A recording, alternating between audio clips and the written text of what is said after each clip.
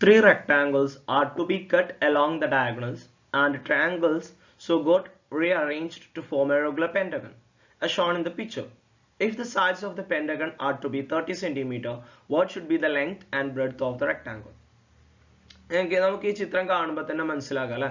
അതായത് മൂന്ന് ചതുരങ്ങൾ വികരണത്തിലൂടെ മുറിച്ച് ത്രികോണങ്ങളാക്കി ചിത്രത്തിൽ കാണുന്നത് പോലെ ചേർത്ത് വെച്ച് ഒരു സമപഞ്ചഭുജം ഉണ്ടാക്കണം. പഞ്ചഭുജത്തിന്റെ വശങ്ങളെല്ലാം 30 സെന്റിമീറ്റർ ആകണമെങ്കിൽ ചതുരങ്ങളുടെ നീളവും വീതിയും എത്രയായിരിക്കണം? ഇവിടെ മൂന്ന് റെക്ടാംഗിൾസ് നിങ്ങൾക്ക് കാണാം. വലിയൊരു റെക്ടാംഗിളും ഉണ്ട്, ചെറിയ രണ്ട് റെക്ടാംഗിൾസും ഉണ്ട് അല്ലെ. അങ്ങനെയാണെന്നുണ്ടെങ്കിൽ ഇവിടെ ചോദിച്ചിട്ടുള്ളത് എന്താ, ചെറിയ റെക്ടാംഗിളിന്റെയും അതേപോലെ തന്നെ വലിയ റെക്ടാംഗിളിന്റെയും സൈഡുകളുടെ നീളമാണ് ചോദിച്ചിട്ടുള്ളത്. അത് എത്രയെന്നുള്ളതാണ് നമ്മളോട് ഇവിടെ കാണാൻ പറഞ്ഞിട്ടുള്ളത്. അപ്പോൾ നമുക്കൊന്ന് നോക്കാം. ഇവിടെ ഈ ചിത്രത്തെ ഞാൻ ജസ്റ്റ് ഒന്ന് മാറ്റിയിട്ട് വരച്ചിട്ടുണ്ട്. അപ്പോൾ എങ്ങനെയാന്നുള്ളത് ഓക്കെ, ഇതാ ഇവിടെ ജസ്റ്റ് ഒന്ന് ആ കോണുകളൊക്കെ ഒന്ന് കൊടുത്തിട്ടുണ്ട്. നമ്മളിവിടെ പറഞ്ഞിട്ടുണ്ട് ഇത് റെഗുലർ പെന്റഗൺ അല്ലെങ്കിൽ സമപഞ്ചഭുജമാണ് ഉണ്ടാക്കിയിട്ടുള്ളതെന്ന് പറഞ്ഞിട്ടുണ്ട്. അതിന്റെ ഒരു വശം 30 വരണം എന്നാണ് പറഞ്ഞിട്ടുള്ളത്. അപ്പൊ ഈ ബി സി എന്ന് പറയുന്ന സൈഡിനെ ഞാൻ 30 എടുത്തു. അതായത് ഈ സൈഡിന് 30, എല്ലാ സൈഡും 30 ആണ് കേട്ടോ. ഇനി ഇത് 30 ആണെന്നുണ്ടെങ്കിൽ അതിനെ ഈക്വൽ ആയിട്ട് ഡിവൈഡ് ചെയ്യുമ്പോൾ ഇവിടെ 15 15 എന്ന് വരും. ഓക്കെ, അപ്പൊ ഇവിടെ 15 15. ഇനി ഈ ആംഗിളുകളൊക്കെ എങ്ങനെയാ വന്നതെന്നുള്ളത് പറഞ്ഞുതരാം.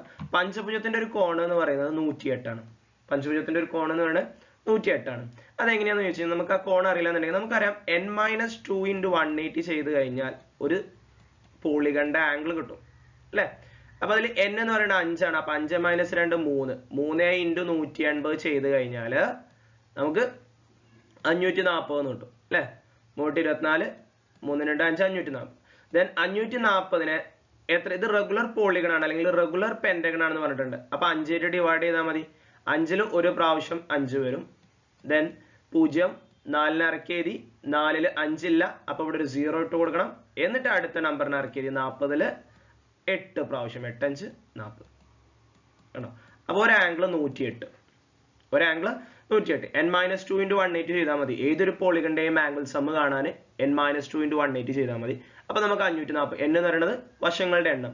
ഇവിടുത്തെ വശങ്ങളുടെ എണ്ണം എന്ന് പറയുന്നത് 5 ആണ്. അപ്പൊ നമുക്ക് 5 - 2 3 കിട്ടും. 3 × 180 540.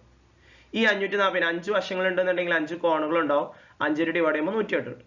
ആ 108നെ ഈക്വൽ ആയിട്ട് ഡിവൈഡ് ചെയ്യുമ്പോൾ ഇവിടെ 54 54 എന്ന് വരും. ഓക്കെ, ഇനി ഇവിടെ 54 ഇവിടെ 90. അപ്പൊ 90 54 അല്ലെങ്കിൽ 90 54 ഈ ആംഗിളും കൂട്ടുമ്പോൾ നമുക്ക് 90 കിട്ടണം. അപ്പോഴാണല്ലോ 180 ആവുക. അല്ലെങ്കിൽ 180 ന്ന് 54 90 കൂട്ടിയിട്ട് എന്ത് ചെയ്താൽ മതി, മൈനസ് ചെയ്താൽ മതി.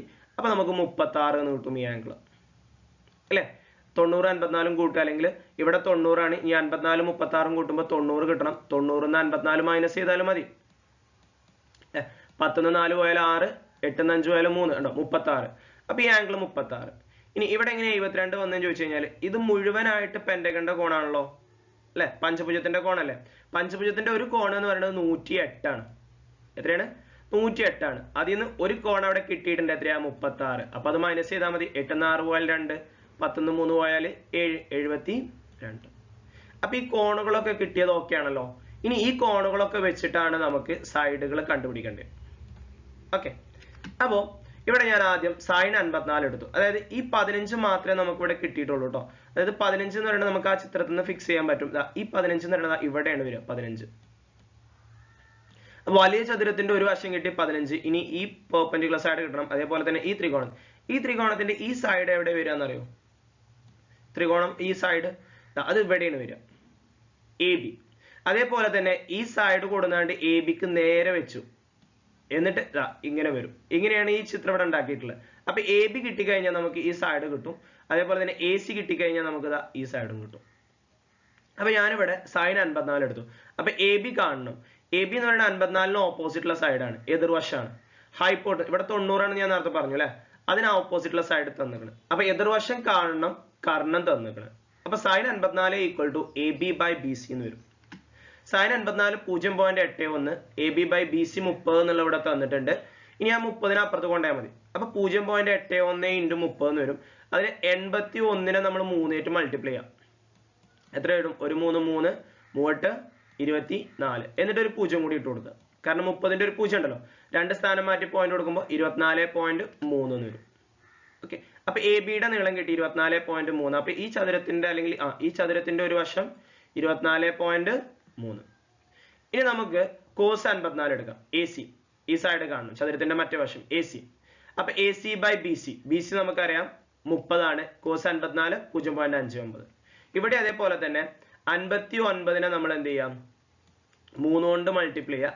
3 27 2 വരും, 3 15 2 17 ഒരു 0, 2 സ്ഥാനം മാറ്റി പോയിന്റ് കൊടുക്കുമ്പോൾ 17.7. അപ്പൊ എ സിയുടെ നീളം കിട്ടി 17.7. അപ്പൊ ഈ നീളം 17.7. അപ്പൊ ചെറിയ ചതുരത്തിന്റെ വശങ്ങൾ കിട്ടി, ഒന്ന് 17.7 ഒന്ന് 24.3.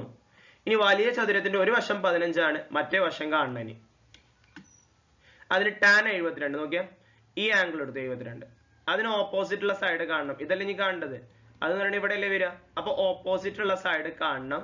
സമീപവശം 15 തന്നിട്ടുണ്ട്. അപ്പൊ tan 72 equal to BE by DE. Tan 72 എന്ന് പറഞ്ഞാൽ 3.08, BE ബൈ 15. ഇനി 15 ഇപ്പുറത്തോട്ടുണ്ട്, അപ്പൊ 3.08 ഇൻറ്റു 15. അതെങ്ങനെ ചെയ്യാം, 308 15 ഡിവൈഡ് ചെയ്യാം, പോയിന്റ് കളഞ്ഞിട്ട്. 8 5 40 0 ഇഷ്ടം 4 0 5 0 4 വരും. ദെൻ 3 5 15, പിന്നെ 1 ഗുണിക്കുമ്പോൾ 8 0 3. എന്നിട്ട് ആഡ് ചെയ്യാം. 0 8 4 12 2 ശിഷ്ടം 1 5 3 6, പിന്നെ 3 3 4. എത്ര സ്ഥാനം മാറ്റി പോയിന്റ് കൊടുക്കണം, 2 സ്ഥാനം മാറ്റിയിട്ട്. അപ്പൊ 46.20 അല്ലെങ്കിൽ 46.2. അപ്പൊ ബിയുടെ നീളം കിട്ടി എത്രയാ, 46.2.